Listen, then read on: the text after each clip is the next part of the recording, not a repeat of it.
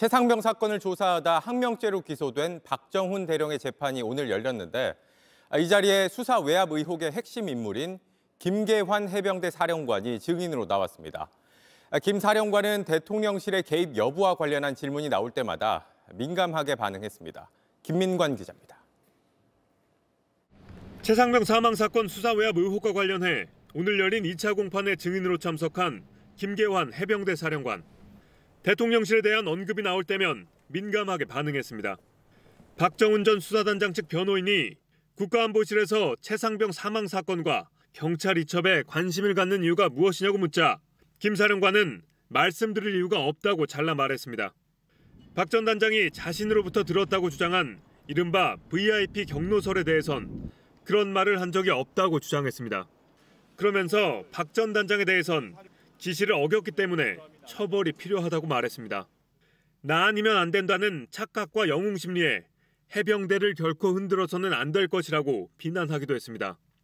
하지만 박 전 단장의 수사 자체에는 문제가 없다는 걸 스스로 인정하는 듯한 발언도 했습니다.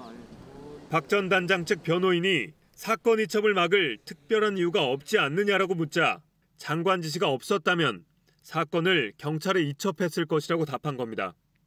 한편 재판을 마치고 나온 박 전 단장은 김 사령관을 향해 정의가 무엇인지 생각해봐야 한다고 말했습니다. 정의와 자유는 그 개인을 위한 방향이 아니라 대한민국과 국민을 위한 방향이어야 된다고 생각합니다. JTBC 김민관입니다.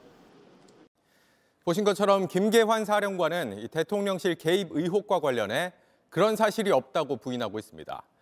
JTBC는 수사 외압 논란이 벌어진 당일 김 사령관의 통화 기록을 입수했는데 여기엔 지워진 목록이 2건 있습니다. 당시 대통령실에서 일했던 임종득 전 국가안보실 2차장과 2차례에 걸쳐 10분 넘게 통화한 내역입니다. 먼저 유선희 기자입니다. 지난해 김계환 해병대 사령관이 국회에 나왔습니다. 최상병 사건 이첩과 회수를 놓고 외압이 있었는지 답을 했습니다. 사령관님은 안보실로부터 몇 번 이거와 관련해서 통화를 했습니까? 이거와 관련해서 안보실과 통화한 적은 한 번 있습니다. 그런데 한 번 더 있었습니다.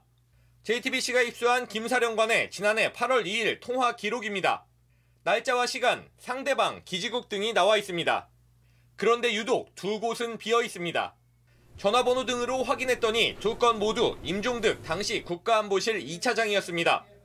낮 12시 50분에 8분 가까이, 그리고 오후 3시 56분, 5분 가까이 2사람이 통화했습니다.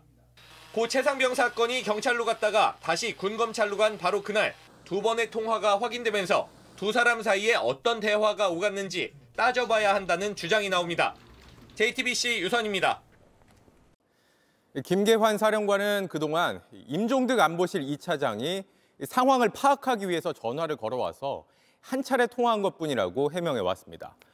그러나 통화는 한 차례가 아니라 2차례였고 통화가 이뤄진 뒤에 경찰에 넘어가 있던 최상병 사건을 군 검찰이 되찾아옵니다. 당시 상황을 박준우 기자가 짚어봤습니다. 박정훈 전 해병대 수사단장이 보낸 수사관은 지난해 8월 2일 경북경찰청에 도착했습니다. 사건을 넘기기 위해서입니다. 한창 설명을 하던 오전 10시 51분 박 전 단장은 김계환 사령관에게 전화를 받았습니다. 그리고 김 사령관을 만나 직무배제를 통보받았습니다. 경찰에 사건을 넘기지 말라는 명령을 어겼다는 이유입니다. 김 사령관과 임종득 전 국가안보실 2차장 간 첫 통화는 2시간 뒤인 낮 12시 50분입니다.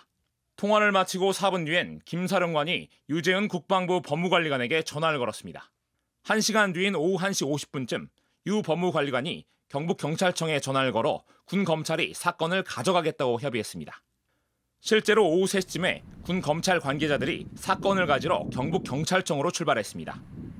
1시간이 채 안 된 3시 56분 김 사령관과 임 전 차장의 2번째 통화가 있었고 결국 이날 저녁 7시 20분 군 검찰은 사건을 가져갔습니다.